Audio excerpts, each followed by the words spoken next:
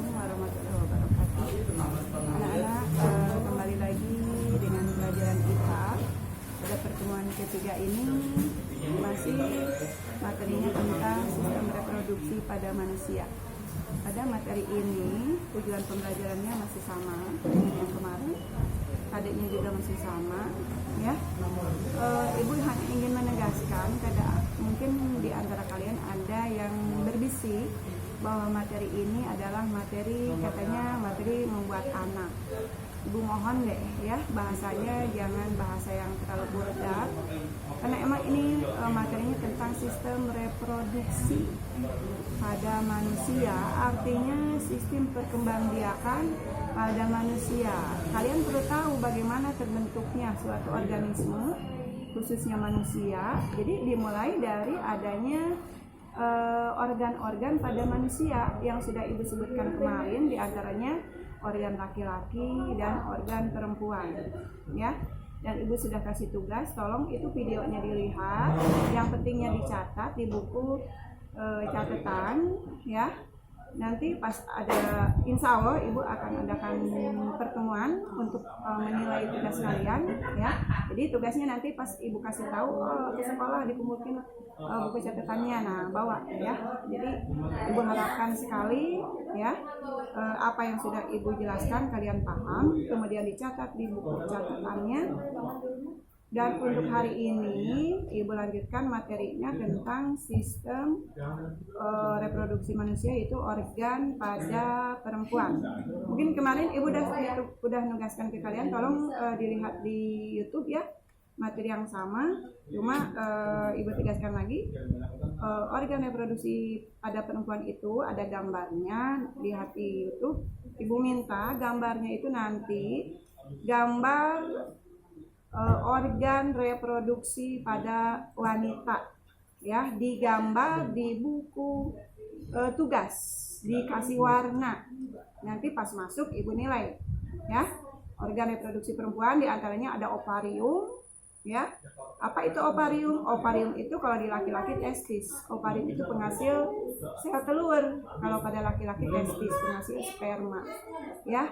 Nah, ovarium, ada rahim itu dibagi 3, ada endometrium, ya, itu untuk menempelnya janin. Jadi kalau orang hamil itu si janin itu menempelnya di rahim, ya, bukan perut tapi rahim atau uterus, yaitu pada bagian dalam, namanya endometrium, ya.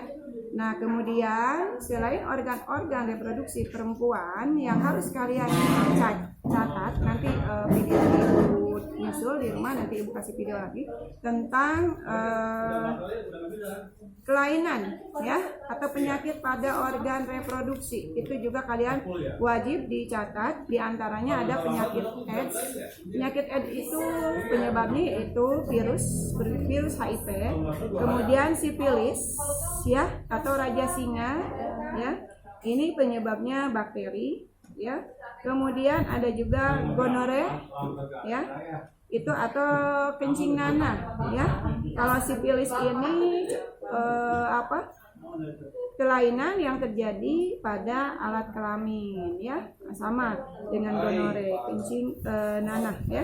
Kemudian keputihan itu penyakit khusus wanita, ya, kalian tulis di buku catatan, ya. Kemudian endometriosis itu kelainan pada endometrium. Itu endometrium atau tempat menempelnya janin itu ada di luar. Mungkin kalian pernah mendengar ada hamil di luar rahim. Nah, ini namanya endometriosis, ya. Nah, itu yang wajib kalian catat di buku catatannya. Nanti suatu saat ibu kabarin kalian ngumpulin buku catatannya ke sekolah. Kemudian untuk selanjutnya yang wajib ditulis di buku tugasnya, yaitu tugas mandiri halaman 5, ya, tugas mandiri halaman 5, 1, 2, 3, 4, 5 soal. Kemudian tugas mandiri juga halaman 12, itu di buku catatan, ya. Nah, itu dulu materi dari Ibu. Nanti video lengkapnya Ibu akan berikan ke kalian nanti sore hari ya.